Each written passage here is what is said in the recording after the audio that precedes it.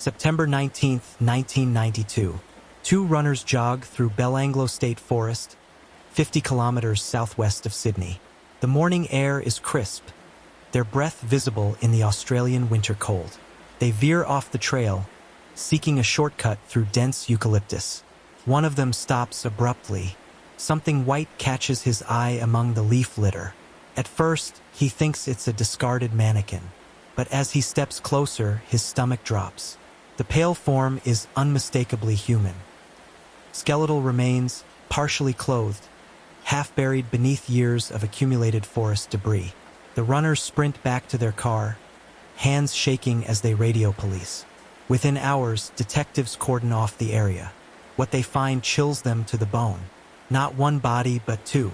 Both young women. Both hidden with disturbing care in this remote wilderness.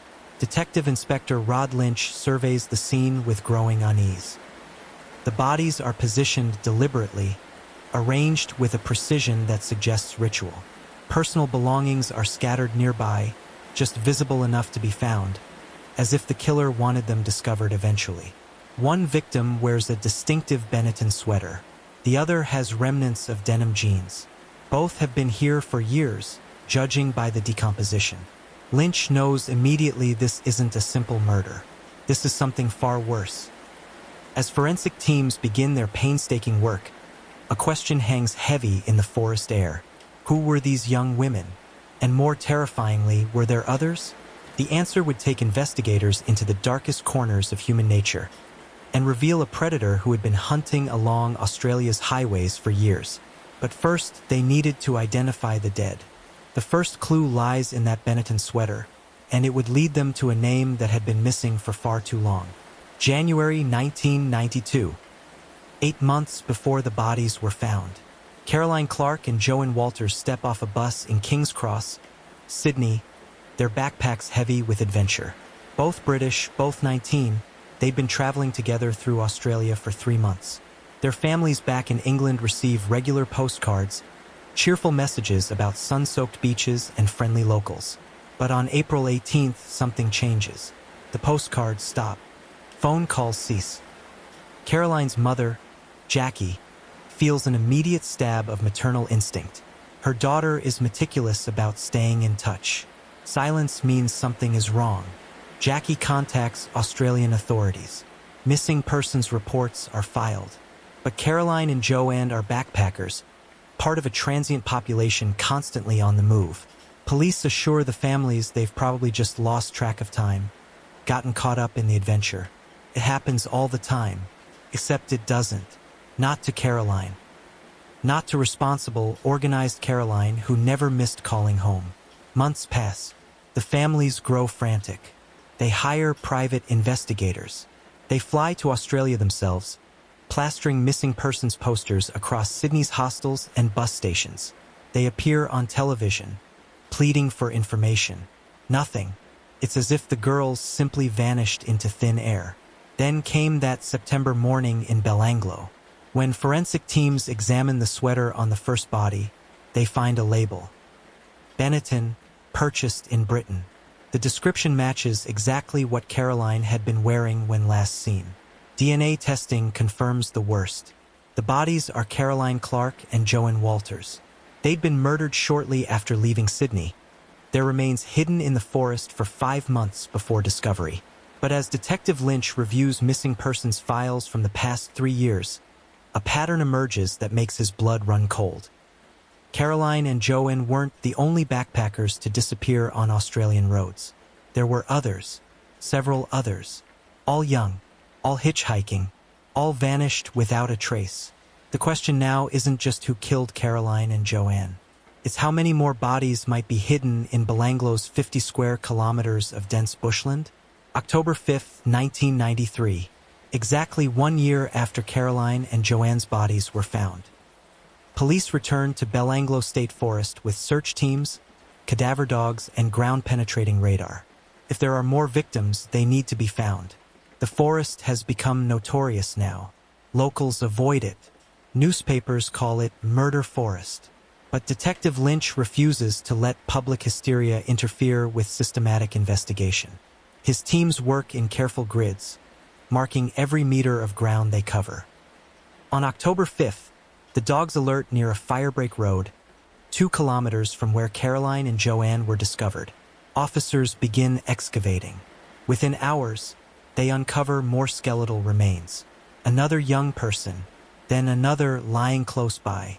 The victims are identified through dental records as Deborah Everest and James Gibson, both 19, both from Melbourne. They disappeared in December 1989, nearly 3 years earlier, while hitchhiking to a festival in New South Wales.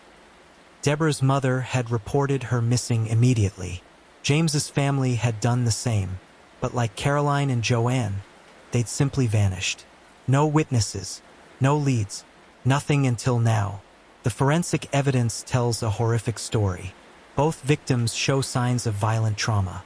Deborah's skull has fractures consistent with repeated blows. James's skeletal remains show defensive wounds on his arms, suggesting he tried to fight back. Both had been restrained at some point, based on ligature marks on bone. But it's what the killer left behind that provides the first real breakthrough. Near James's body, investigators find a small camping knife with distinctive markings. It's a specialized climbing tool not commonly available. The manufacturer keeps records of bulk purchases. Additionally, several bullets are recovered from the scene. Not just any ammunition, but a specific caliber and brand. The ballistics expert examines them under microscope and notes unusual rifling patterns. These bullets were fired from a particular type of weapon, likely a Ruger rifle. Lynch creates a profile. The killer is organized, methodical. He brings victims to this forest specifically, suggesting local knowledge. He likely lives nearby. The weapons and tools indicate someone comfortable with hunting, bushcraft, survival skills. Someone who knows these woods intimately. But who? And how many more victims remain hidden in Belanglo's shadows? The forest spans thousands of hectares. If there are more bodies, finding them could take months or years. Unless the killer made a mistake. Unless somewhere in this forest, there's evidence that points directly to him. October 8, 1993, just 3 days after finding Deborah and James. The search teams are exhausted but determined. They've divided Belanglo into sectors, working methodically through each quadrant. The pressure is immense. Families of missing backpackers from across Australia are calling daily, desperate for answers. A search team working near Executioner's Drop, a steep ravine in the forest's northern section, makes another grim discovery. More skeletal remains, buried shallowly beneath leaf litter and branches. This victim is alone, unlike the previous pairs. The body is identified as Simone Schmidl, 21, from Germany. She'd been backpacking through Australia in January 1991, over 2.5 years before her discovery. Simone had last been seen in Sydney, accepting a ride from someone who offered to take her toward Melbourne. She'd called her mother the night before disappearing, excited about her travels, full of life. The forensic examination reveals particularly disturbing details. Simone had been stabbed multiple times, the knife marks still visible on her ribs.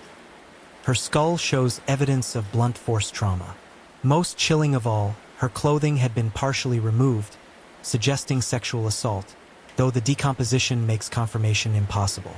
Near Simone's body, investigators find her camera. The film inside is degraded, but forensic photographers manage to recover a few images. The last photos Simone took show Australian landscapes, tourist sites in Sydney, normal vacation pictures, then nothing. Whatever happened to her wasn't documented, wasn't witnessed, left no photographic trace. But the camera's location provides a crucial clue. It was placed deliberately, several meters from the body, as if the killer had looked through it, considered taking it, then decided to leave it. This suggests comfort, confidence. The killer doesn't fear being caught. He's done this before and expects to do it again. Detective Lynch reviews the timeline. 3 separate incidents now. 1989, Deborah and James. 1991, Simone. 1992, Caroline and Joanne. Pattern spanning 3 years. But are these all the victims, or just the ones they've found so far? The search intensifies. Every meter of Belanglo is scrutinized. And then, on October 31st, Halloween, the forest gives up two more of its dark secrets. The Halloween discovery shakes even the veteran detectives. Two more bodies, buried together off another firebreak trail. The victims, Gabor Neugebauer, 21, and his girlfriend Anya Habschied, 20, both from Germany. They disappeared on December 26, 1991, Boxing Day, while traveling from Sydney toward Adelaide. Like the others, they'd last been seen accepting a ride from someone. Like the others, they'd simply vanished. But Anya's murder is different, more brutal. Her remains are found without a skull. The head has been removed, cleanly severed at the vertebrae, suggesting someone with knowledge of anatomy or butchering. Despite extensive searching, the skull is never recovered. The killer kept it as a trophy. Gabor's body shows signs of being bound and gagged. Fabric remnants near his remains match descriptions of clothing he'd been wearing. He was alive when brought here, restrained, made to watch perhaps as Anya was killed. Then he was executed, shot in the head at close range. The brutality escalates with each crime. Deborah and James killed relatively quickly. Simone, stabbed multiple times, suggesting rage or sadistic pleasure. Caroline and Joanne, evidence of torture before death. Now Gabor and Anya, with Anya decapitated, her head taken. 7 victims. 7 young people, all backpackers, all hitchhiking, all murdered and hidden in the same forest over a span of 3 years. The press dubs the perpetrator the backpacker murderer. Fear spreads through Australia's hostels and tourist areas. Hitchhiking, once common and considered safe, becomes taboo overnight. But Lynch has evidence now. Substantial evidence. The ballistics from the bullets recovered near multiple scenes match. Same weapon used in different murders. The knife found near James's body shares characteristics with wounds on other victims. Fabric fibers found at various sites are being analyzed, cross-referenced. Most importantly, witnesses are coming forward. People who'd seen the victims in their final days. A hostel worker remembers Caroline and Joanne mentioning a man who offered them a ride. A gas station attendant recalls serving Simone, who was with an Australian man in a 4-wheel drive vehicle. The descriptions vary slightly, but commonalities emerge. Male, middle-aged, drives a 4-wheel drive, possibly a Nissan Patrol. Australian accent, friendly demeanor, trustworthy appearance. Someone the backpackers felt safe accepting rides from. Lynch creates an appeal for public information. Someone knows this man. Someone has seen him picking up hitchhikers. Someone might have information that could break this case wide open. The tip line is established, and within days, hundreds of calls pour in. One call stands out. A man named Paul Onions, a British backpacker, has a story that makes every detective in the room stop and listen. January 25, 1990. Paul Onions, a 24-year-old from Britain, stands on the highway near Liverpool, south of Sydney, thumb extended, seeking a ride toward Melbourne. He's been in Australia for 3 months, working odd jobs, enjoying the adventure. A silver Nissan Patrol pulls over. The driver, a man in his mid-40s with a mustache, seems friendly. Australian accent, casual manner. Introduces himself as Bill. Says he's heading south, happy to give Paul a lift. They drive for about 45 minutes, making small talk. Bill asks about Paul's travels, where he's been, where he's going. Standard hitchhiker conversation. But then Bill pulls off the highway onto a small side road, claiming he needs to get something from the back. Paul feels uneasy but doesn't want to seem paranoid. Bill rummages in the back of the vehicle, then returns to the driver's seat. Except now there's a revolver in his hand, pointed directly at Paul. "This is a robbery," Bill says, his friendly demeanor evaporating instantly. Paul's training as a former Royal Navy sailor kicks in. He doesn't freeze. Instead, he lunges for the door handle, throws himself out of the moving vehicle, hits the ground rolling, and sprints toward the highway. Behind him, he hears Bill shouting, the vehicle door slamming, footsteps pursuing. Paul reaches the highway just as a van approaches. He waves frantically, stepping into the road. The van, driven by a woman named Joan Barry, stops. Paul throws himself inside, screaming for her to drive, that a man with a gun is chasing him. Joan sees Bill running toward them from the side road, something in his hand. She accelerates away. Paul is hyperventilating in shock. She drives him directly to Bowral Police Station where Paul files a report. The police take his statement. Paul describes Bill in detail. The silver Nissan Patrol. The location where it happened. The gun. Everything. The officers are sympathetic but explain that without the attacker's real name or license plate number, there's little they can do. They file the report and Paul, shaken but alive, continues his travels. But now, in 1993, Paul Onions reads about the backpacker murders in a British newspaper. He sees the details about Belanglo State Forest, about the victims hitchhiking on highways south of Sydney, about the timeline. His blood runs cold. The first murders, Deborah and James, occurred in December 1989. Paul's attack happened in January 1990, just weeks later. Same area, same modus operandi. Friendly driver, four-wheel drive vehicle, pulling off onto isolated side roads. Paul immediately contacts Australian authorities. His testimony provides the first eyewitness account of the killer in action. More importantly, Paul worked with a police sketch artist in 1990. They have a composite drawing of Bill's face. Additionally, Joan Barry, the woman who rescued Paul, remembers details about the vehicle. She's certain it was a silver Nissan Patrol, possibly late 1980s model. She even remembers part of the license plate, though not the complete number. Lynch now has something concrete. A face, a vehicle description, partial plate number, and a surviving witness who can testify.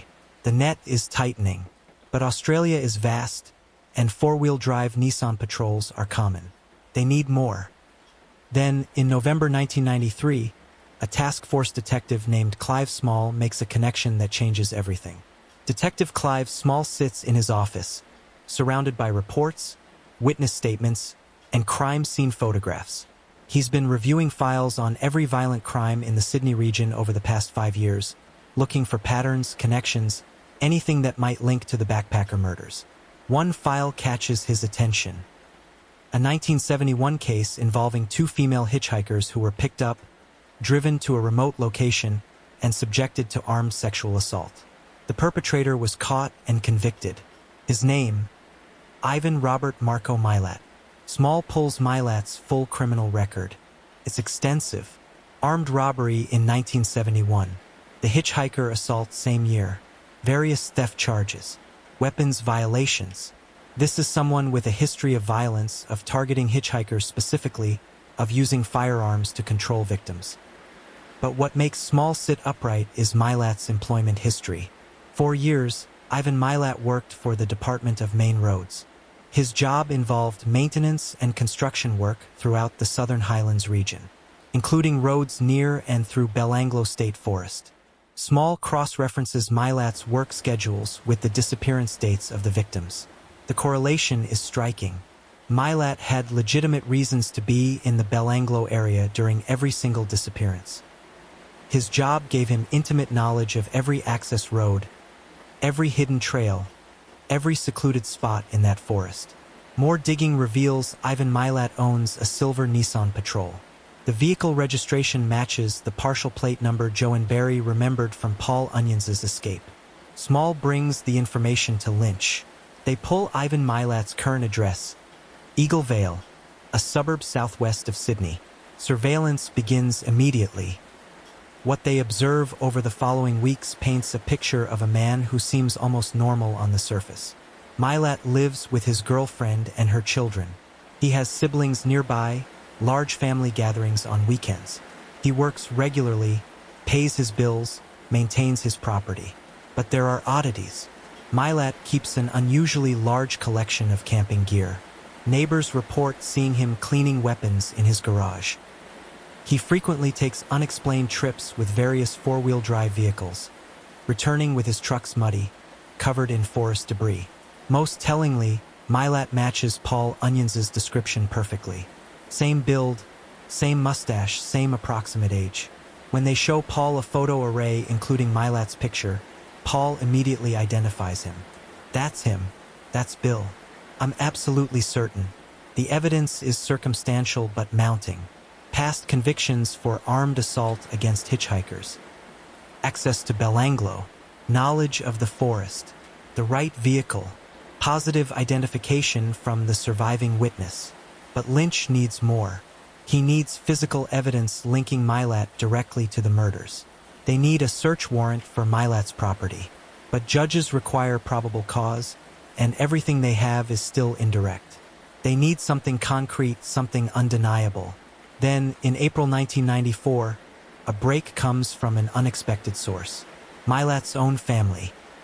The Milat family is large, working class, of Croatian descent.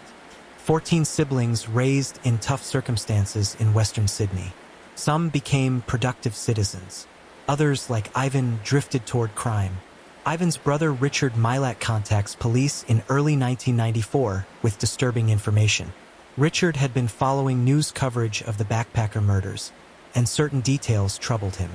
Ivan's frequent trips to the Southern Highlands, his collection of weapons, his secretive behavior. But what prompted Richard to call police was a specific incident. In 1992, shortly after Caroline Clark and Joan Walters disappeared, Ivan gave Richard some camping equipment. Said he'd found it abandoned in the bush. Among the items was a distinctive sleeping bag, purple with yellow trim. Richard thought nothing of it at the time. But when police released photos of Caroline and Joanne's possessions, asking public help identifying items found at the scene, Richard recognized that sleeping bag. It matched one the British girls had been carrying. Richard isn't the only family member with suspicions. Ivan's sister Shirley had noticed her brother's behavior growing stranger over the years. He'd become more isolated, more prone to violent outbursts. She remembered him returning from bush trips with unexplained scratches and torn clothing. March 26, 1996. The New South Wales Supreme Court is packed beyond capacity.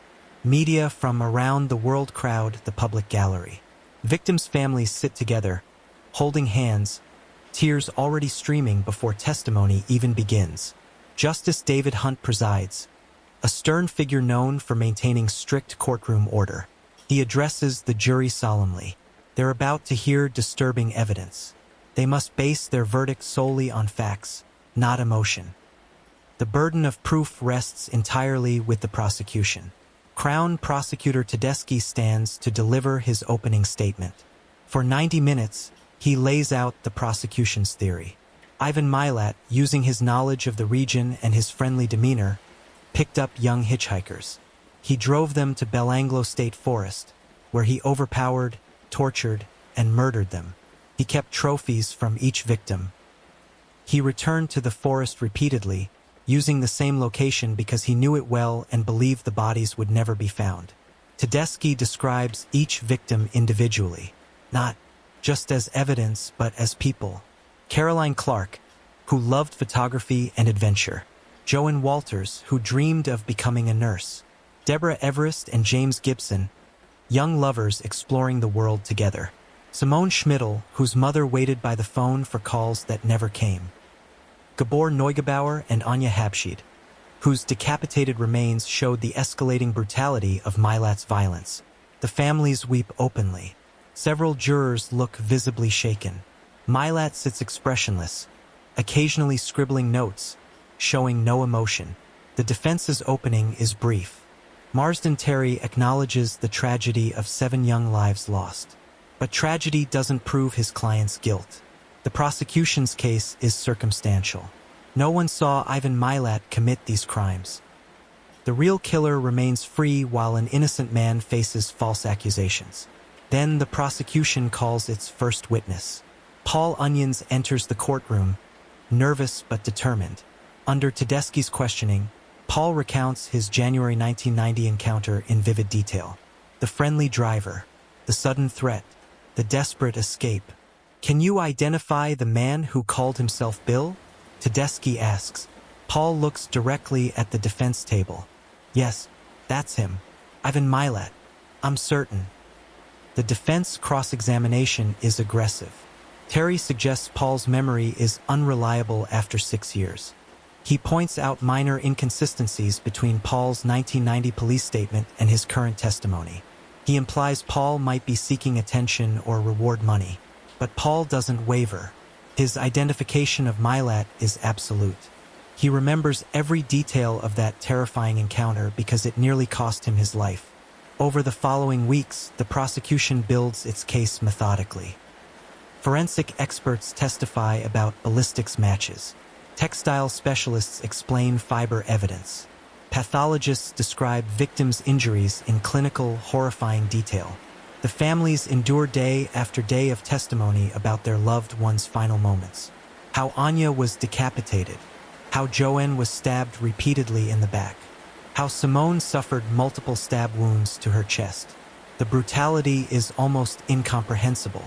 But the most damning evidence comes from the items found in Milat's home. When prosecutors display Caroline Clark's camera, her father collapses in the gallery. When Simone's sleeping bag is shown, her mother has to be escorted out.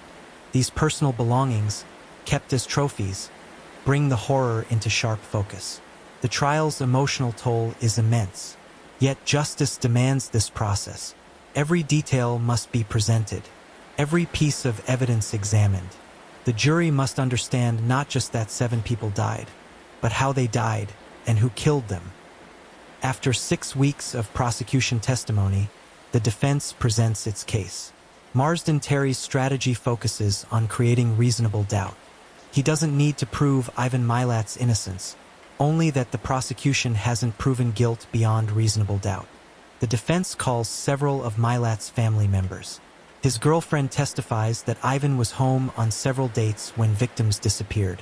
But under cross-examination, her timeline becomes confused. She can't remember specific days, can't provide alibi evidence for all the relevant dates. Milat's brother Bill testifies that Ivan found the camping equipment in the bush while they were hunting together. Bill claims Ivan often collected abandoned items. But Tedeschi's cross-examination reveals Bill has multiple criminal convictions himself. His credibility crumbles. The defense also attacks the forensic evidence. They bring expert witnesses who question the ballistics matching, suggesting the testing methods weren't sufficiently rigorous. They challenge the fiber evidence, arguing that common textile fibers prove nothing definitive. But their attacks seem desperate rather than convincing. The prosecution's forensic case is too comprehensive, too redundant. Even if one piece of evidence is questionable, dozens of others remain unchallenged. The defense's most significant argument concerns the lack of direct evidence. No one saw Milat pick up the victims. No one witnessed the murders. Without eyewitnesses or confession, they argue, conviction is inappropriate regardless of circumstantial evidence. Throughout the defense case, Ivan Milat never takes the stand. His lawyers advise against it. Tedeschi would destroy him under cross-examination. Better to remain silent, let the defense experts try to create doubt. But Milat's silence speaks volumes to the jury. An innocent man would proclaim his innocence. An innocent man would want to tell his story, defend himself directly. Instead, Milat sits mute, offering no explanation for the overwhelming evidence found in his home.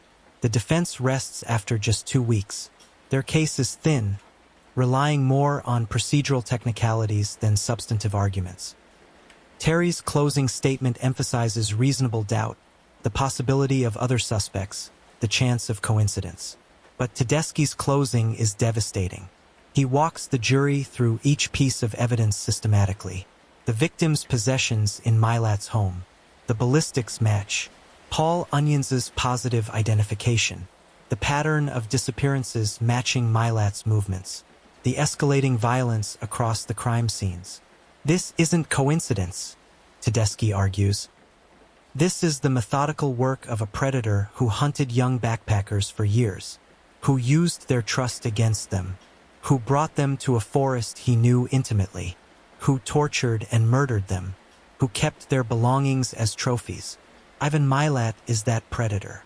The jury receives final instructions from Justice Hunt. They must consider each murder charge separately. They must be convinced beyond reasonable doubt. They retire to deliberate on June 27, 1996. The wait begins. Days pass. The jury requests to review evidence, particularly the items found in Milat's home. They re-examine Paul Onions' testimony. They study the ballistics reports. The families wait in anguish. The media speculates. Milat remains impassive, and Australia holds its breath. July 27, 1996. After 4 days of deliberation, the jury sends word. They've reached a verdict. The courtroom fills rapidly. Victims' families clutch each other. Media representatives jostle for position. Justice Hunt calls for order. Ivan Milat is brought from holding cells. He appears confident, almost smiling, as if convinced the jury will acquit. His lawyers look less certain. The jury foreman, a middle-aged man who has barely shown emotion throughout the trial, stands. Justice Hunt asks if they've reached verdicts on all charges. "We have, Your Honor." The courtroom is absolutely silent. You could hear a pin drop. On the charge of murdering Caroline Clark, how do you find the defendant? Guilty. A gasp from the gallery. Caroline's parents embrace, sobbing. Milat's expression doesn't change. On the charge of murdering Joan Walters? Guilty. Deborah Everest? Guilty. James Gibson? Guilty. Simone Schmidl? Guilty. Anya Habschied? Guilty. Gabor Neugebauer? Guilty. 7 guilty verdicts. 7 voices speaking for 7 silenced lives. The gallery erupts in tears, applause, shouts. Justice Hunt gavels for order but allows the emotion to flow for a moment. These families have waited years for this moment. On the additional charge of attacking Paul Onions with intent to rob while armed, the verdict is also guilty. Milat's facade finally cracks. His face reddens. He begins shouting obscenities at the jury, at the judge, at the prosecution. Court officers restrain him. He struggles, continuing to scream his innocence as they drag him toward the holding cells. "You'll all see." He shouts, "I didn't kill anyone. You've got the wrong man." But the verdicts stand. Ivan Robert Marko Milat is convicted of 7 murders and 1 armed assault. Sentencing is scheduled for October 1996. The families finally allow themselves to feel relief mixed with grief. Their loved ones are still gone. No verdict can bring them back, but at least the man who killed them will face justice. Outside the courthouse, Detective Small and Lynch face the media. They praise the jury's courage in facing such horrific evidence. They thank the victims' families for their patience and strength throughout the investigation and trial. They credit Paul Onions for his bravery in coming forward. But privately, the detectives' no questions remain. Did Milat act alone? The evidence suggests possible accomplices in some murders. The sheer physical difficulty of overpowering some victims, particularly couples, raises questions. Yet no concrete evidence links anyone else to the crimes. The investigation remains technically open, but Milat refuses to cooperate. He gives no information about whether others were involved, whether there are more victims, where Anya's skull might be hidden. He maintains absolute silence, offering nothing. October 1996, sentencing day. Justice Hunt addresses Milat directly. The crimes, he states, represent the worst in human capacity for cruelty. The victims were young, vulnerable, far from home. They trusted Milat.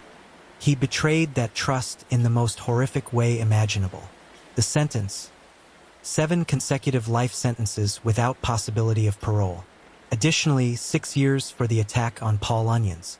Milat will die in prison. There is no chance of release, no possibility of parole, no hope of freedom. As guards lead him away, Milat turns one last time to the gallery. His eyes find the victims' families. He shows no remorse, no regret, just cold, empty hostility. Then he's gone, vanishing into the prison system where he'll spend his remaining years. Ivan Milat is transported to Goulburn Correctional Center's Supermax facility, Australia's most secure prison. Here, the country's most dangerous criminals live in 23-hour-a-day isolation. 1 hour for recreation, alone in a concrete yard. No contact with other inmates. No privileges. Milat initially accepts his confinement with stoic defiance. He exercises obsessively, maintaining physical strength. He writes letters proclaiming his innocence. He files appeal after appeal, each rejected by higher courts. But as months become years, something changes. The isolation begins affecting even Milat's hardened psyche. He becomes increasingly erratic, paranoid. He accuses guards of poisoning his food. He claims conspiracies to keep him imprisoned for crimes he didn't commit. In 1997, Milat attempts escape. Prison officials discover he's been using a metal spoon to dig into the concrete floor of his cell, planning to tunnel out. The attempt is amateurish, doomed to fail, but it demonstrates his unwillingness to accept his fate. As punishment, his few privileges are removed. No more television. No more hobby materials. Just bare walls and isolation. In 2001, Milat makes a more dramatic statement. Using a plastic knife from his meal tray, he severs his little finger, wrapping it in paper and mailing it to the High Court with a letter demanding his case be reviewed. Prison medical staff reattach the finger, but Milat cuts it off again. Eventually, it's surgically removed permanently. The self-mutilation shocks even hardened prison staff. Psychologists evaluate Milat, but he refuses to cooperate with mental health assessments. He's clearly deteriorating, but whether from genuine mental illness or calculated manipulation remains unclear. Throughout his imprisonment, Milat never expresses remorse, never acknowledges his crimes, never provides information about potential additional victims or accomplices. His brother Richard believes there may have been other murders, other bodies never found. But Ivan takes any such secrets to his grave. In 2009, Milat is diagnosed with esophageal cancer. He receives treatment but continues declining. By 2019, the cancer is terminal. He's transferred to the prison hospital wing, where he spends his final months. During this period, some victims' families hope he might finally confess, provide closure. But Milat remains silent. If he knows where Anya's skull is hidden, he never reveals it. If others were involved, he protects them.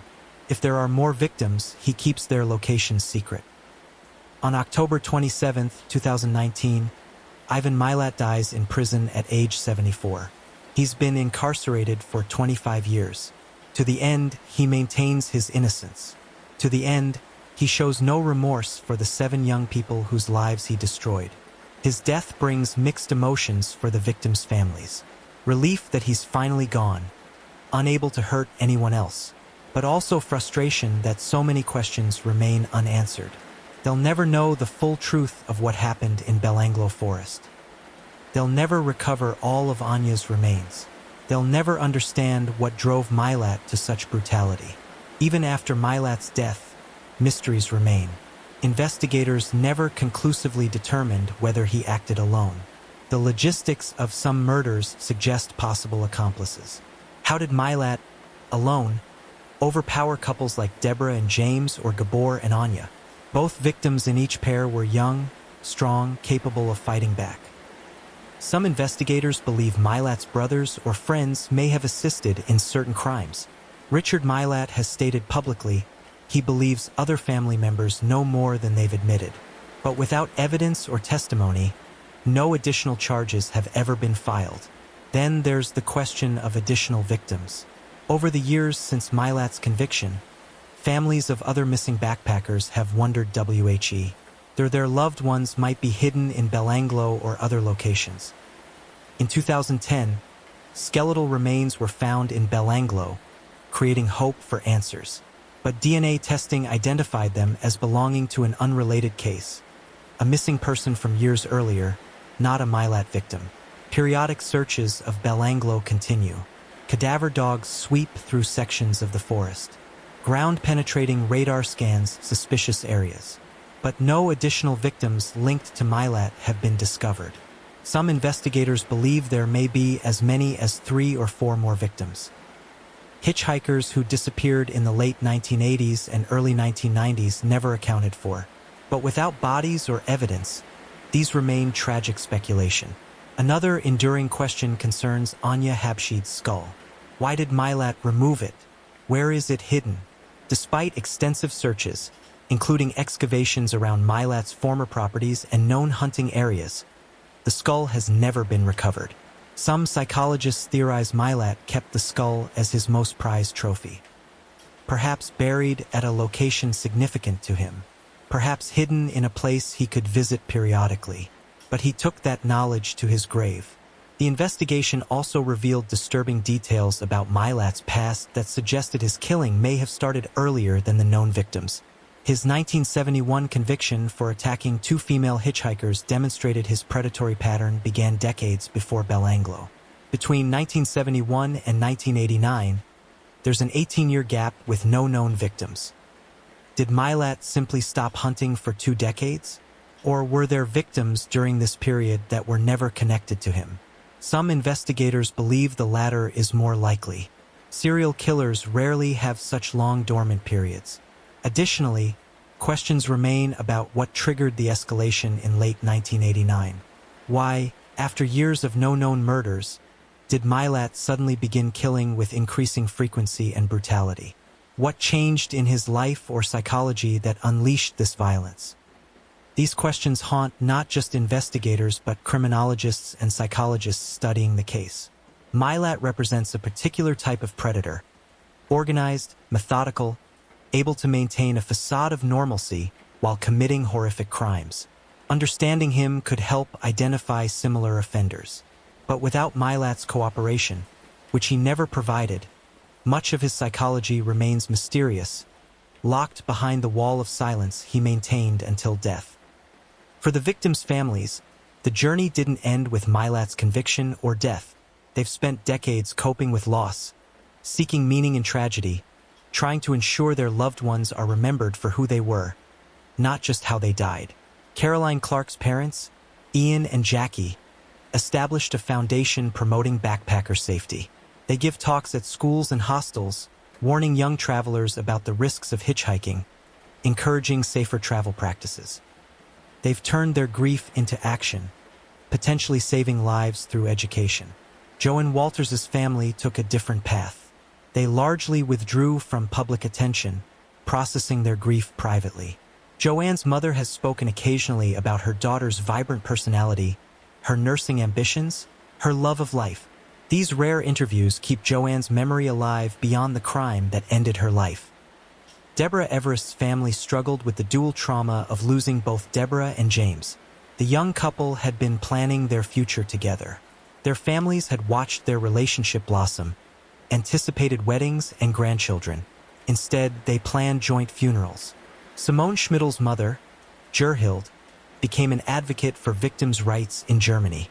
She works with organizations supporting families of murder victims, providing the kind of support she needed when Simone disappeared. Her advocacy has influenced policy changes in how missing persons cases are handled internationally. Anya Habshid's and Gabor Neugebauer's families maintain pressure on Australian authorities to continue searching for Anya's skull. They've visited Australia multiple times, participating in searches, never giving up hope of bringing all of Anya home. That hope remains unfulfilled, but they continue seeking closure. Paul Onions, the survivor, has struggled with his own demons. He's spoken publicly about survivor's guilt, wondering why he escaped when 7 others didn't. He's undergone therapy for PTSD, dealing with nightmares and anxiety stemming from his encounter with Milat. But Paul also recognizes his survival had purpose. His testimony was crucial to Milat's conviction.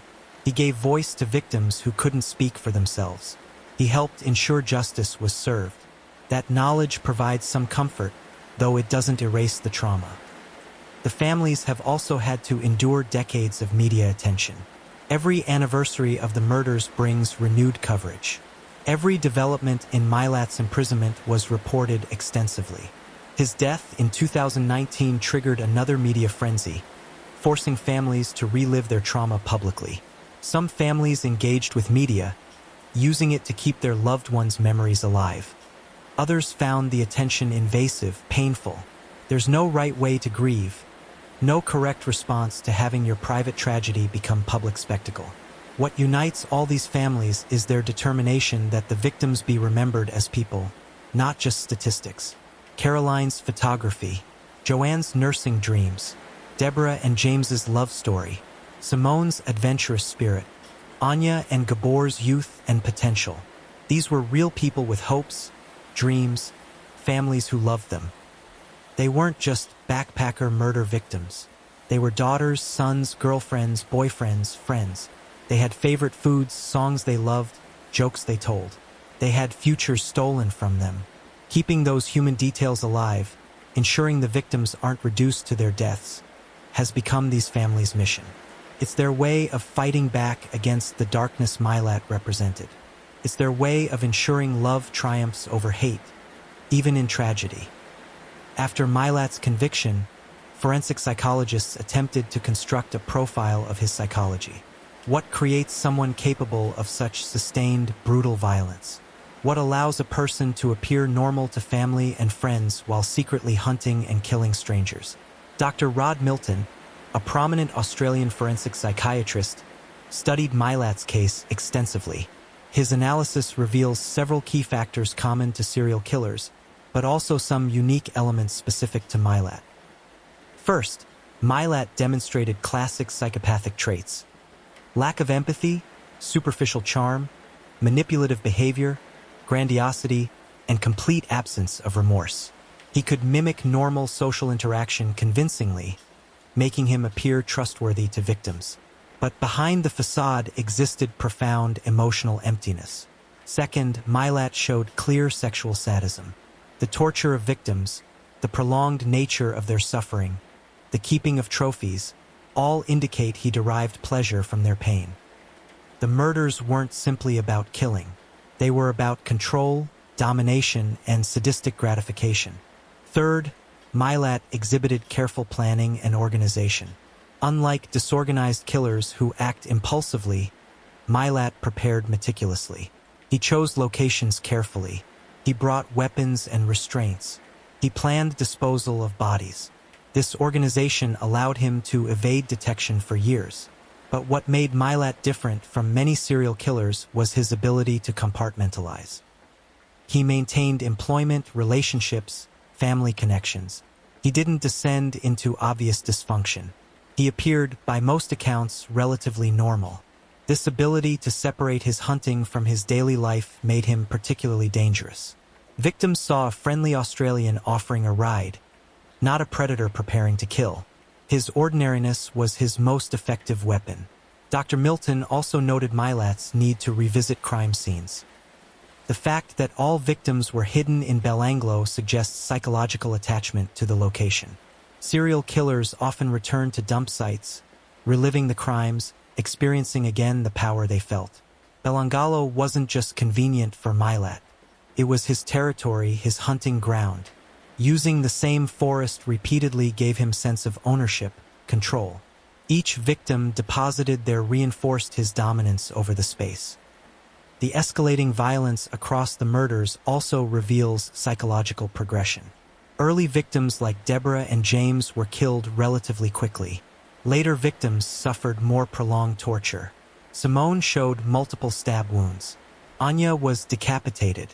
This escalation is common among serial killers. As they kill more, they need increased stimulation to achieve the same satisfaction. The violence intensifies, the rituals become more elaborate, the risks become greater. Dr. Milton believes Mylat was approaching a crisis point by 1991 to 1992. The violence was escalating unsustainably. He was becoming reckless, keeping more trophies, taking greater chances. If Paul Onions hadn't escaped, if the bodies hadn't been discovered, Mylat likely would have continued killing until he made a fatal mistake. But what created Mylat? Was he born this way or made? The answer appears to be both. Studies suggest psychopathy has genetic components, but environment shapes expression. Mylat's childhood was difficult. Large family, limited resources, father with violent tendencies. Several siblings had criminal records. The environment normalized violence, taught that might makes right, that weaker people are prey. But many people endure difficult childhoods without becoming serial killers. Something in Milat's specific neurology, combined with his upbringing, created the perfect storm.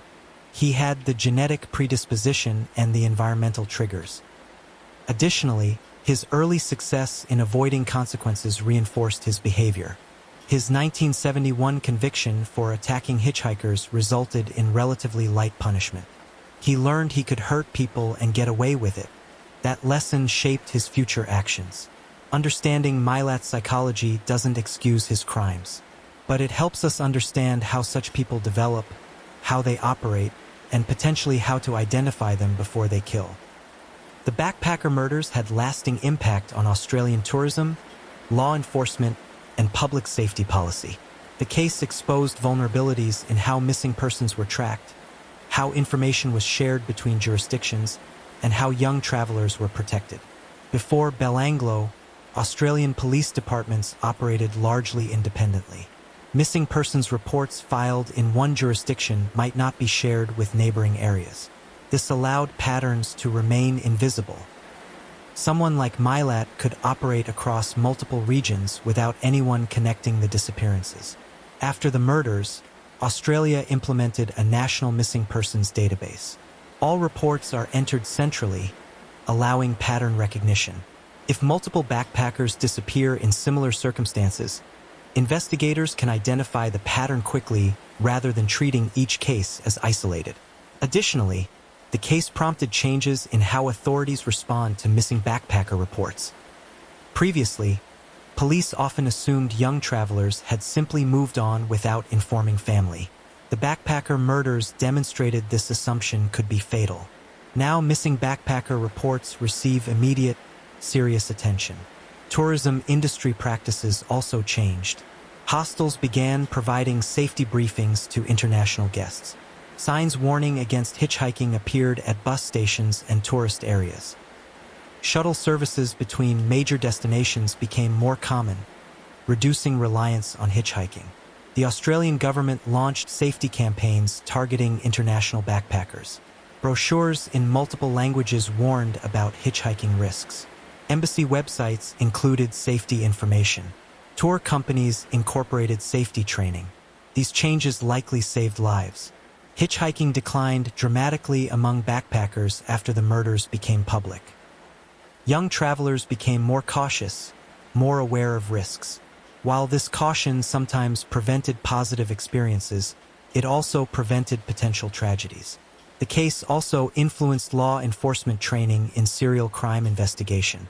The Backpacker Murders Task Force developed protocols for handling complex, multi-victim cases.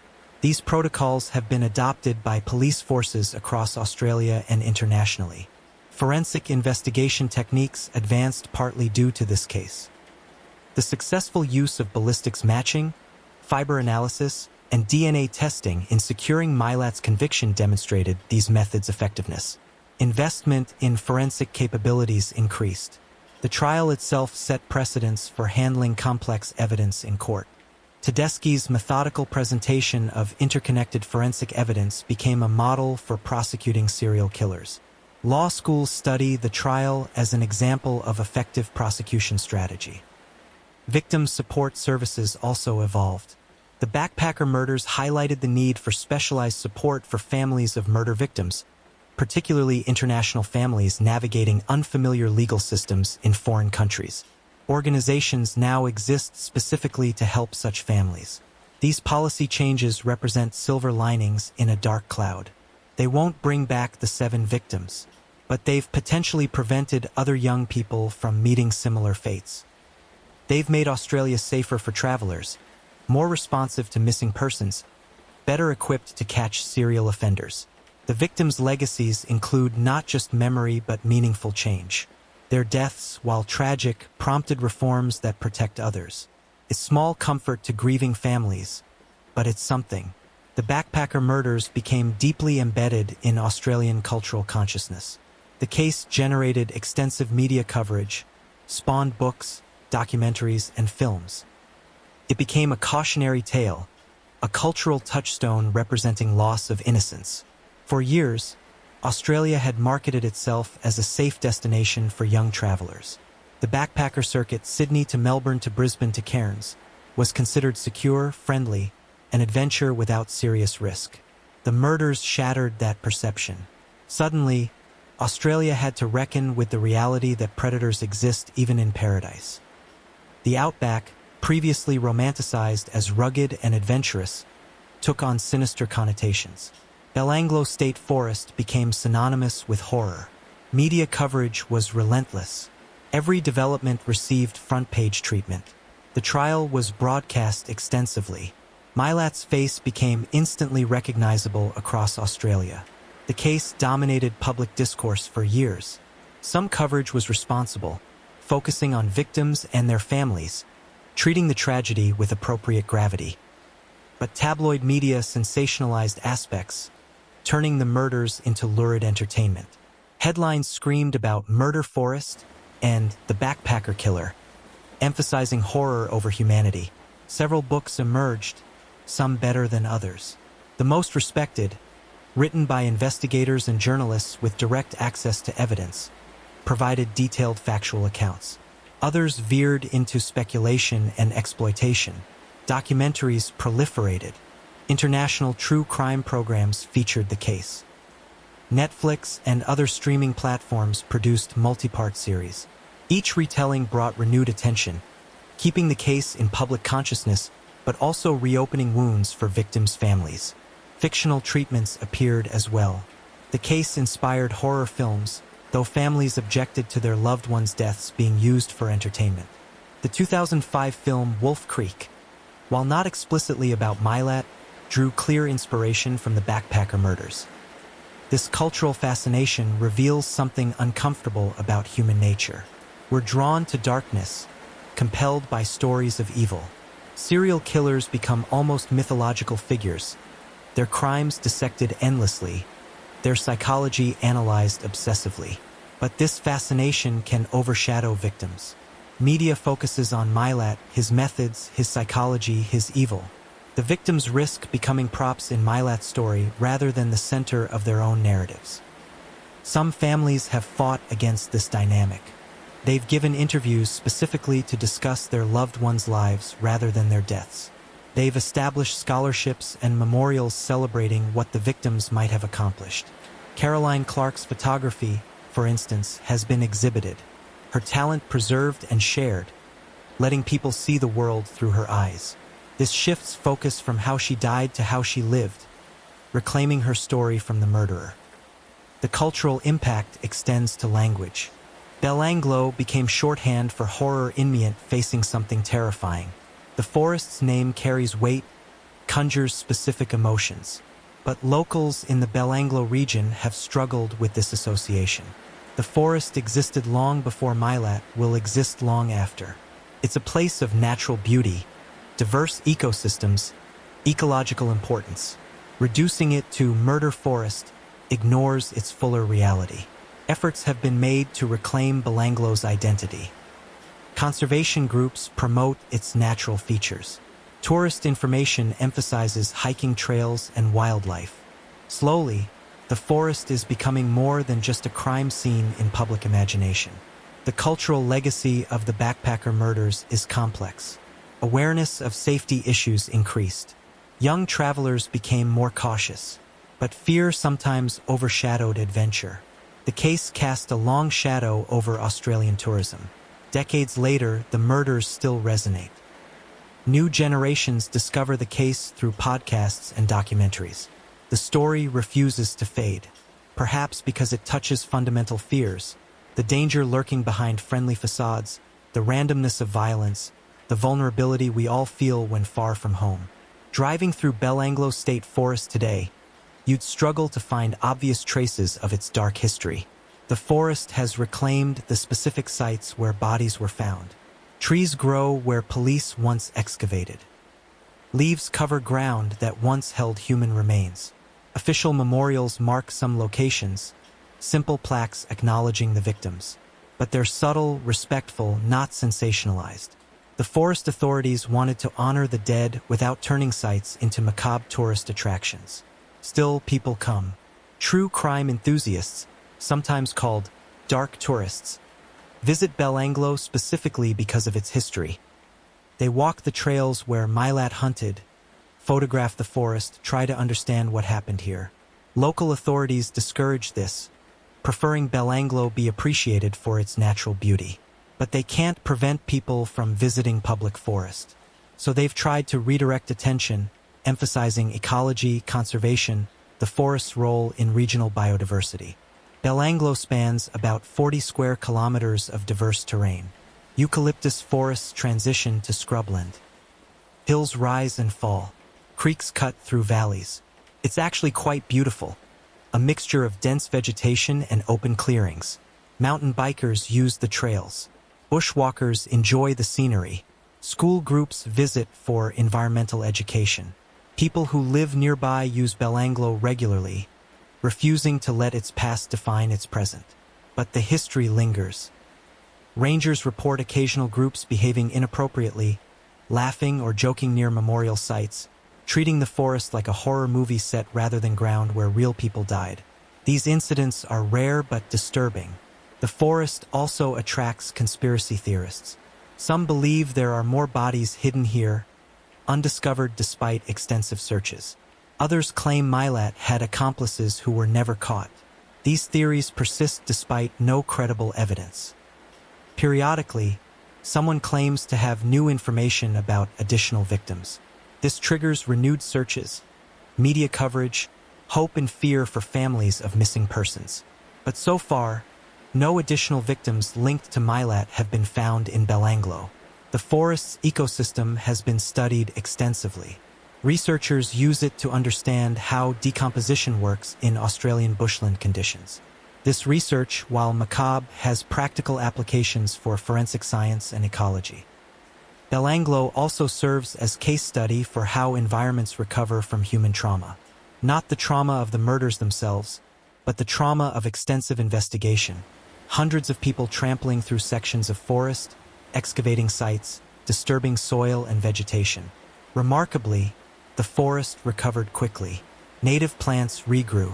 Animal populations returned. Within a few years of the investigation's end, the forest showed little physical evidence of the disruption. This resilience is both comforting and unsettling. Nature doesn't mourn. It simply continues, indifferent to human tragedy. The trees don't remember Caroline and Joanne, Deborah and James, Simone, Anya, and Gabor. Only humans remember. Only we carry the weight of what happened here. For the victims' families who visited Belanglo, the experience is profoundly emotional. Standing where their loved ones died, seeing the forest's beauty alongside its horror, trying to understand their final moments. Some families find closure in visiting. Others find only pain. The forest itself offers no answers, keeps its secrets. If Anya's skull is buried somewhere in these woods, the forest isn't telling. If there are more victims, the forest isn't revealing them. Nature is neutral, impassive, but Belanglo endures a complex symbol. To some, it represents evil and loss. To others, it's just a forest, beautiful and wild, where terrible things happened but which remains more than the sum of its worst moments. Perhaps that's appropriate. Places, like people, are complicated. They contain multitudes. Belanglo is both murder site and natural wonder, both memorial and living ecosystem. Acknowledging both truths honors the victims while not reducing the forest to only tragedy. Detective Rod Lynch retired from police service in 2005, over a decade after Milat's conviction. In interviews since, he's reflected on the investigation's personal toll. The case consumed years of his life, exposed him to horrific evidence, challenged his faith in human goodness. Lynch describes the day they found Caroline and Joanne as a turning point in his career. He'd investigated murders before, but the backpacker murders were different. The scale, the brutality, the number of victims, it was unprecedented in Australian criminal history. "You don't unsee those crime scenes," Lynch said in a 2010 interview. "You carry them with you, Not just the physical evidence, but thinking about what those young people went through. The fear they must have felt. That stays with you. Detective Clive Small, who made the crucial connection linking Milat to the crimes, also carried the investigation's weight. Small was methodical, brilliant at connecting disparate pieces of evidence into coherent narrative. But the case affected him deeply. Small has spoken about the moral responsibility investigators felt. 7 families were waiting for answers. 7 victims deserved justice. The pressure to get it right, to build an airtight case, was immense. We knew we had one chance, Small reflected. If we arrested Milat without sufficient evidence, if we made mistakes in the investigation, he might walk free. We couldn't let that happen. Those victims deserved better. The investigation team worked countless hours, sacrificed time with their own families, endured nightmares and stress. Several officers underwent counseling for PTSD related to the case. The psychological cost of investigating serial murder is significant, often underestimated. Forensic specialists who processed evidence faced particular challenges. Examining victims' remains, cataloging their injuries, reconstructing their final moments. This work requires profound emotional compartmentalization. Dr. Peter Bradhurst, one of the forensic pathologists who examined the victims, later wrote about the experience. He described the clinical detachment necessary to do the work, but also the human cost of that detachment. You have to turn off certain emotions to function, Bradhurst explained, but you can't turn them off completely. You're still human. You still recognize these were people, not just specimens. Finding that balance is difficult. The investigation's success came from teamwork. Lynch coordinated overall strategy. Small made crucial connections. Forensic teams provided physical evidence. Uniformed officers conducted painstaking searches. Analysts cross-referenced databases. Everyone contributed. But even in success, the team feels lingering frustration. Milat never confessed, never provided information about possible accomplices, never revealed whether there were additional victims, never gave families complete closure. We got him, Lynch said. We proved his guilt, put him in prison for life. But we didn't get everything. There are still questions. That bothers me. The investigation also revealed systemic failures. Missing persons reports that weren't taken seriously. Information that wasn't shared between jurisdictions. Warning signs that were missed. The fact that Milat operated for years before detection suggested serious gaps in law enforcement response. These failures prompted the policy changes discussed earlier. But for the investigation team, the failures felt personal. They wondered whether earlier action could have saved some victims. Could better communication between police departments have identified the pattern sooner? These questions have no satisfying answers, but they motivated the investigators to push for systemic improvements. Their frustration with what went wrong fueled determination to ensure similar failures didn't happen again. The team maintained contact with victims' families over the years. When Milat died in 2019, Lynch and Small both reached out to families, offering support. The professional relationship had become personal. These weren't just cases. They were people the investigators knew, cared about, felt responsibility toward. Reflecting on the investigation decades later, both Lynch and Small expressed pride in the work done, but also acknowledgement of its cost. Justice was served, but at significant personal and professional price. The Backpacker murders case defined their careers, but also scarred them. Would I do it again? Lynch was asked. Absolutely. Those families deserved our best effort, but I'm also glad it's over. You can only carry that kind of darkness for so long. The Backpacker murders sent shockwaves beyond Australia. Young travelers from around the world were affected. The case prompted soul-searching about backpacker culture, hitchhiking safety, and the risks of adventure travel. In Britain, Caroline Clark's and Joan Walters' deaths hit particularly hard. Backpacking in Australia was a rite of passage for many British youth. The country was considered safe, English-speaking, welcoming. The murders challenged that perception. British tabloids ran sensational headlines, Murder Down Under, Outback Killer Stalks Brit Tourists. The coverage was often excessive, but it reflected genuine fear among British families with children traveling in Australia. Similar reactions occurred in Germany after Simone's, Anya's, and Gabor's murders. German media questioned whether Australia was safe for their young citizens.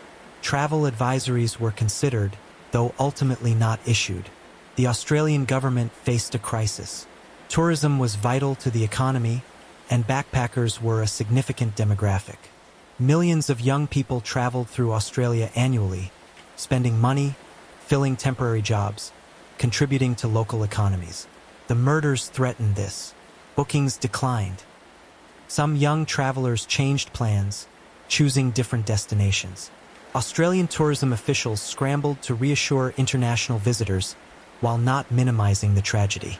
The response included the safety campaigns mentioned earlier, but also broader messaging about crime statistics, about Australia remaining fundamentally safe, about this case being an anomaly. And statistically, that was true. The backpacker murders were exceptional. The vast majority of backpackers traveled through Australia without incident. Milat was an outlier, not representative of Australian people or culture. But statistics don't comfort families sending children abroad. The emotional impact of 7 murders overshadowed rational risk assessment. Fear is rarely proportional to actual danger. Over time, Australia's reputation recovered. The reforms implemented after the murders actually made the country safer for travelers. The National Missing Persons Database, improved police coordination, safety education, all contributed to better protection. Hostels and tour operators adapted. Many began offering pickup services, reducing reliance on hitchhiking. Bus companies expanded routes to popular destinations. The infrastructure supporting backpacker travel improved. The case also prompted international cooperation on missing persons cases.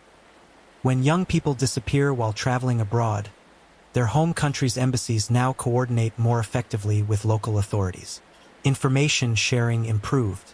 European countries, particularly Britain and Germany, enhanced pre-departure safety briefings for young people planning extended travel. Universities with gap year programs incorporated safety training.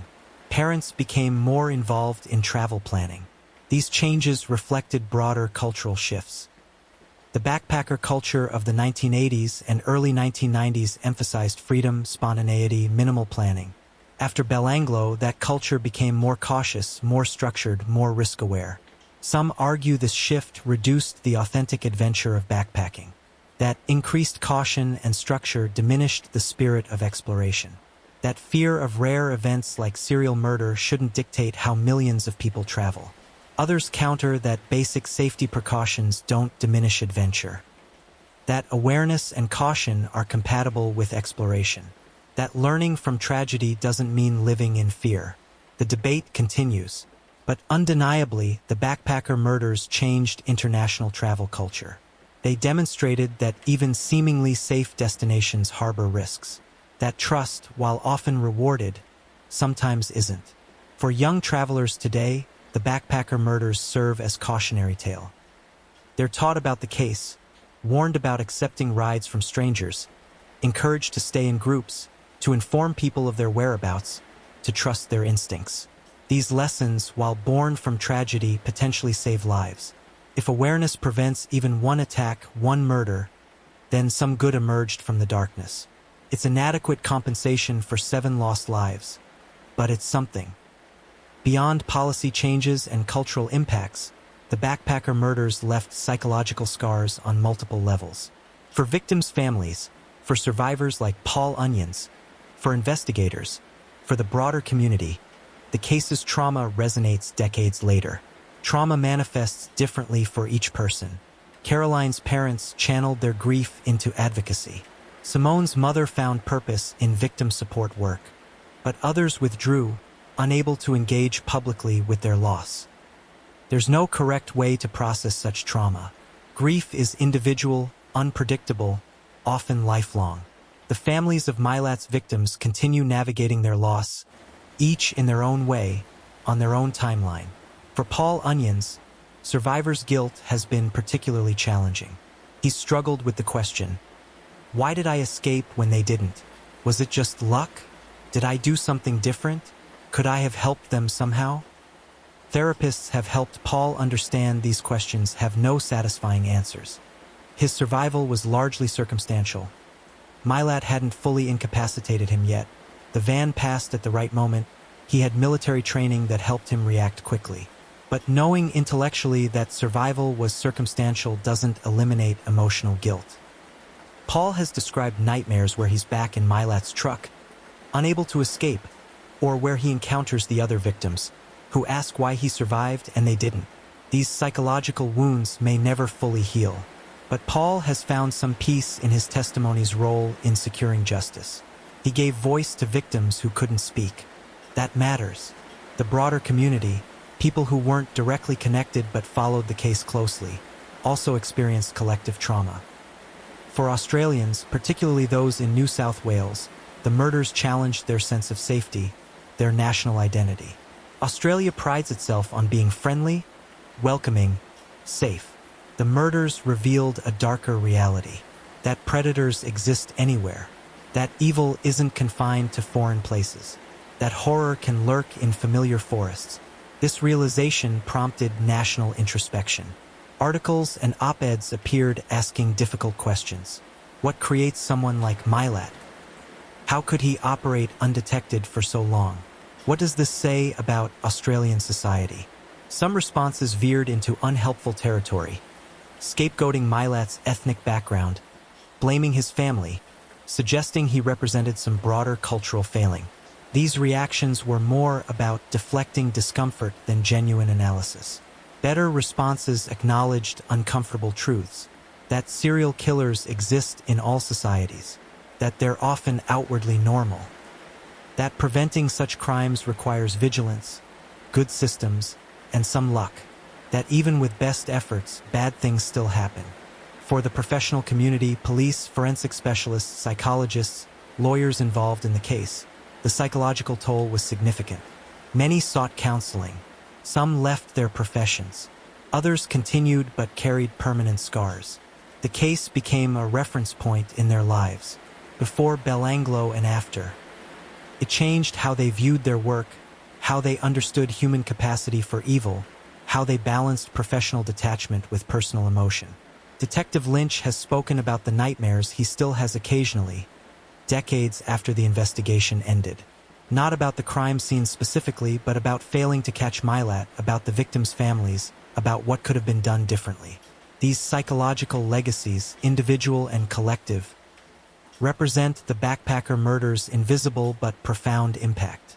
Beyond the physical evidence, beyond the legal proceedings, beyond the policy changes, there's the human cost of confronting evil. 7 young people died, but the trauma rippled outward, affecting hundreds directly, thousands indirectly, leaving marks that persist decades later. Understanding this broader impact helps us appreciate the full scope of serial murder's damage. If anything positive can emerge from tragedy, it's learning how to prevent similar events. The backpacker murders, while exceptional, offer lessons applicable to broader crime prevention and public safety. First, the importance of systematic data collection and sharing. Milat operated across jurisdictions, and the lack of coordinated information allowed him to remain undetected longer than he should have. The National Missing Persons Database created after his arrest addresses this gap. But this lesson extends beyond Australia. Internationally, information sharing about missing persons remains imperfect. Europol and Interpol facilitate some coordination, but gaps persist. Young people traveling across borders can disappear with their cases remaining isolated, patterns invisible. Improved international cooperation could identify serial predators operating across countries. Technology makes this more feasible now than in Milat's era. Shared databases, automated pattern recognition, coordinated investigation, all are possible with political will and resources. Second, the case demonstrates the importance of taking missing persons reports seriously from the start. The assumption that backpackers just moved on delayed investigation into several disappearances. While many missing persons do turn up safe, Each report deserves thorough attention. Early intervention in missing persons cases dramatically improves outcomes. The first 24 hours are crucial. Waiting days or weeks before investigating seriously can be fatal. Post-Belanglo, Australian police treat missing backpacker reports with appropriate urgency. Third, the case highlights the value of forensic science. Ballistics matching, fiber analysis, DNA testing. These techniques provided the physical evidence securing Milat's conviction. Continued investment in forensic capabilities helps solve complex crimes. But forensic evidence requires proper collection, preservation, and analysis. Training investigators in evidence handling, maintaining chain of custody, following protocols, these unglamorous aspects of police work are crucial. Fourth, the case demonstrates that serial offenders often have prior convictions. Milat's 1971 armed assault conviction should have flagged him as someone to watch. Better tracking of violent offenders, particularly those targeting vulnerable populations like hitchhikers, could enable earlier intervention. This raises difficult questions about surveillance, privacy, and civil liberties. How do we balance monitoring potentially dangerous individuals with respecting rights? There's no easy answer, but the discussion is important. Fifth, the case shows the value of public cooperation. Paul Onions' testimony was crucial. Family members' tips about Milat's suspicious behavior helped build the case. Public appeals generated information that advanced the investigation. Encouraging public engagement with investigations, making reporting easy and anonymous, treating tipsters respectfully.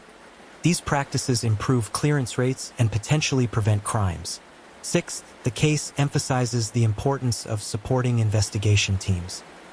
The psychological toll on detectives, forensic specialists, and others involved in serial murder investigations is substantial. Providing mental health resources, allowing for rotation out of particularly disturbing cases, creating peer support systems, these help professionals maintain effectiveness while protecting their well-being. Finally, the case reminds us that prevention isn't just about law enforcement. It's about culture, education, awareness. Teaching young travelers about safety, providing resources for safe travel, creating infrastructure that reduces reliance on hitchhiking, all contribute to preventing victimization. These lessons don't guarantee preventing all serial murders. Determined predators will always exist. Some will evade detection regardless of systems in place. But better practices can reduce frequency, improve investigation speed, and potentially save lives. The 7 victims of Ivan Milat deserve to be remembered. But they also deserve their deaths to mean something. Implementing lessons learned from their murders, improving systems to protect others, honoring their memory through meaningful change. This transforms tragedy into legacy. Over 30 years have passed since Caroline Clark and Joan Walters' bodies were discovered in Belanglo State Forest. 3 decades since the investigation that would eventually expose Ivan Milat as one of Australia's worst serial killers. The case remains one of the most notorious in Australian criminal history. It changed how the country approaches missing persons investigations, how tourism industry operates, how young travelers think about safety. The impact was profound, lasting, multifaceted. But beyond the statistics, the policy changes, the cultural impact, there are 7 individuals who matter most. 7 young people whose lives were stolen, whose potential was never realized, whose families still grieve. Caroline Clark, 19, who loved photography and captured the world through her camera lens. Her talent preserved in images she took before her death, frozen moments of joy and discovery. Joan Walters, 19, who dreamed of becoming a nurse, of helping people, of making a difference. Her compassion and ambition remembered by everyone who knew her. Deborah Everest, 19, whose relationship with James Gibson represented young love, full of promise and hope. Their future together stolen in Belanglo's dark forest. James Gibson, 19, who tried to defend himself, and Deborah, who fought back against Milat, whose bravery in the face of terror deserves recognition. Simone Schmidl, 21, adventurous and independent, exploring the world on her own terms. Her spirit of exploration celebrated by her family and friends. Anya Habshid, 20, whose brutal murder shocked even hardened investigators. Her remains still incomplete, her skull never recovered, a final indignity her family endures. Gabor Neugebauer, 21, who witnessed his girlfriend's murder before his own execution. The trauma he experienced in his final moments unimaginable. These were real people. They laughed, cried, dreamed, loved. They had favorite songs, inside jokes, personal quirks. They were somebody's child, friend, loved one. They mattered. Ivan Milat tried to reduce them to victims, to objects for his sadistic pleasure. But they were so much more than how they died. They were how they lived, vibrant, hopeful, adventurous, loving. Remembering them this way as people rather than just crime victims honors their memory appropriately. It reclaims their stories from the killer who tried to define them by their deaths. The families continue this work. Through memorials, through advocacy, through sharing memories, they ensure Caroline, Joanne, Deborah, James, Simone, Anya, and Gabor are never forgotten. That their lives, not their deaths, represent their legacy. For those of us who didn't know them personally, who encounter their stories through true crime books, documentaries, articles like this, we have a responsibility to remember they were human, to honor their memory with respect, to learn from their deaths without exploiting them. The Backpacker Murders case will continue being studied, discussed, analyzed. It offers too many lessons in criminology, psychology, law enforcement to fade from academic and professional attention.